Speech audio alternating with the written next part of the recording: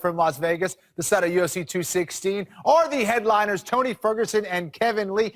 First off, Kevin, I mean, what is that? Is that alligator? Is that crocodile? What is that? What is that jacket? That's beautiful. Oh yeah, it's some snake skin. You know, I got to put on for the culture. Like I said, they made me take off the headband. That would have been really tied together. But look, I look good. I feel good. I'm gonna fight good. I feel like a champ. Tony, Kevin said that when you went back to your guys' alma mater, Grand Valley State, you acted like the big man on campus. Are you big time in your fellow alumni, Tony? Absolutely not. I aim to inspire. I aim to motivate. When I go there, I'm buying like the clothes, the sweats and the sweaters and the hoodies. I'm trying to invest back into the community. I'm actually coached by one of the best that's out there, one of the most winningest coaches, Dave Mills. And through that, man, I never really got coached by anybody else. I was always a captain of the team, always trying to uplift everybody. Never had a big fat head. I have big ears, but not a big fat head like this kid. So this question is for both of you. Yeah, nah, when he would come back, Go ahead, Kevin. He was a weirdo. Kevin. He was a weirdo. He was a weirdo then. He's even weirder now. And we ain't really had no. You got to no market yourself the way that you have to. Honestly, I get it. Like I told you, you have to market yourself. You're gonna have to fight, and you're gonna have to bleed a little. You gotta fight. You're gonna bleed, and you definitely market your ass to get to this spot. I've fought more times in the last year than you ain't fought in a year. I done fought 4 times this year, so I don't even know what people you're and I made about. them move classes. I ran out of asses to kick. You saw it already. I beat Khabib without even beating him. It's called mental warfare. I already point and proved you got attitude problems. You're just like that dude that could never really cut it on the team. That's why you move forward, man. So you guys have been hanging out with each other a lot. You know, I know obviously you guys have some bad blood. Is there respect between you guys, though? Do you respect each other? Go ahead, Tony. I'm not. Do I respect you? Absolutely. You're an athlete. Like I said, I was a captain of the team that we were both represented. We never stepped foot on the same mat.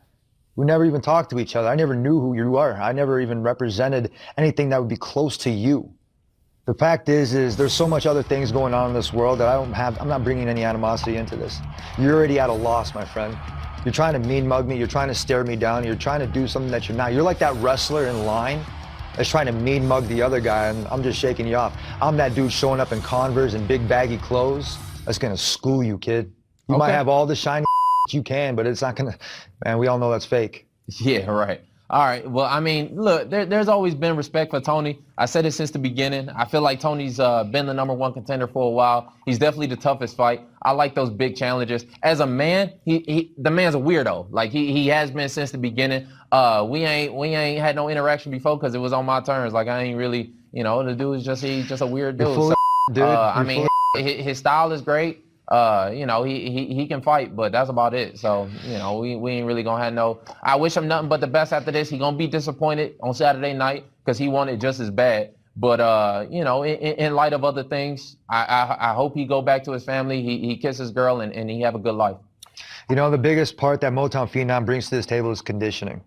Now, I told him, if he's going to piss me off, I'm going to test that conditioning. I'm going to make him go all 5 rounds We can do that. We can do that. I hope that you can stay in there. I hope that you can go 25. I hope that you can take the power. I hope that you can take the speed. If you think I'm only bringing conditioning, you crazy as hell. Like, you the one that's got all the technical problems that I don't think, you know, we going to see. We're going to see. We'll see on Saturday. I'm battle-tested. You've seen all my wars. You haven't bled as much as I haven't battled, dude. Yeah, this and is there's a reason why I don't bleed in my fights. Yeah, because you got your ass kicked and you're fighting nobodies. I'm fighting guys like Edson Barbosa. I'm fighting guys like Rafael Dos Anjos. You know, you're saying I fought an unjuiced Rafael Dos Anjos. Are you off the juice, Kevin? You know, there's a YouTube video out there with you and saying growth hormones and you got bumps all over your stomach.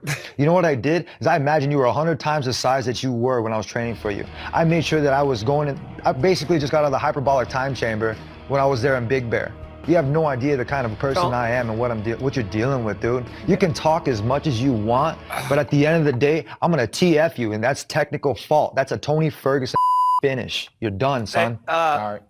I ain't even going to dignify that with a response, to be honest with you. But Tony, all right, go ahead. Tony, when you were working the Fox desk at Kevin's last fight, you said he wasn't ready. But now you're fighting him gladly. Is it because he's a worthy opponent, or is it just because of the interim title? No, he's a great opponent. He's the only one that had enough balls to sign on the dotted line. These other guys are jokes. You have one that wants to either, you know, go play boxing or do something or grab ass in the park with some other guy. or you have one that can't make weight and eats too much tiramisu on Tuesdays. You have two other guys that are too busy doing the filming. And you know what? I know Kevin. I guarantee you I know him because when I saw him over here at the T-Mobile and I told him, I was like, you're a punk, dude. He used the early morning excuse to try not to like throw. And one thing was I guarantee he wouldn't throw at me. And he wouldn't never throw at me. I would have because you wouldn't have did. It was too early for you. You had your coffee in your hand. And even if you tried to do you were too slow. You say you're too fast. You never mess with a guy like me, dude. You have better luck running through hell with your underwear soaked in gasoline than with a guy like me. You came to me with nothing but PR guys and security around us. When I come at you, it ain't gonna be no security. There was absolutely no security. No security. Nobody was there. You had Stipe Miocic and you had Tito Ortiz. You're looking for them to stop the thing. You're like, I ain't somebody looking for grab nobody nothing. Because when it go down, you can do that. Nobody you can do stop. that to anybody else. But when you got a real man standing in front of you, boy, you're not gonna do. Man, when I DM'd you afterwards, I told you to come to my house. I live in Vegas. Yeah, so dude, you I'm here right now. that. I'm here right now. Well, then you know where it's at. All right, well, now we're going to get paid to do it. It's going to be even better. Superhero powers, bro. It's going to be even better now. You're breakable. Can't unbreakable. You're breakable, you fake. All right, it's going to be even better now because now I get some money for it. I told you. Good for you because you're the only one that signed on the dotted line. Now, you know what? I'm not going to bring any lawsuit to it. But what I have to say is you tried to mean mug. You tried to mean mug. Boys, you can't do. You guys mentioned Conor McGregor, right? There's rumors that Conor may fight Nate Diaz. There's no guarantee that the winner gets to fight Conor McGregor. What do you guys do? Do you defend the interim title while Conor's fighting against Nate with the championship on the line? Where does it go if it doesn't lead to that big fight? Yeah, like I said, after this one, after I beat Tony, who has been the #1 contender for a long time, he's the toughest fighter in his division. After I beat Tony, then Conor's got to prove that he's ready to fight me. Tony's got 12 wins. I've got 10 wins. We've already been through the who's who at 155, and this is for the real championship. So if Conor want to fight Nate, if he want to fight Justin, whatever, to fight for a #1 contender spot, then okay, cool, he can do that. And maybe I might grant him a title shot after that. That's up to him. If he can sleep at night with that little hunk of metal, and he's only beat one guy in the division and feel like he a champ, then cool. I hope he sleep on a bed of hundreds. Because I look, I'm doing the same thing. My pillow filled up with the same amount of money. I'm telling you, I'm straight. Tony, you're not going to answer that question? Go ahead, Tony. You can respond. Hey, Tony don't see himself winning, so I mean, it ain't even, But go ahead. You can respond. You gonna do respond to what? Somebody that hasn't mentioned my name not one time in this division. You're brand new, kid. You haven't earned the right to be in this division, but I'm granting you an access pass to get to the interim title. Who you I'm the one about? giving you an opportunity. Who are you talking about? I'm giving you an opportunity, absolutely. And you know what? Even if Conor doesn't defend or vacate, I don't really give two. I don't give two because whoever's going to hold that belt, or whoever's next in line, is who I'm going to run right through.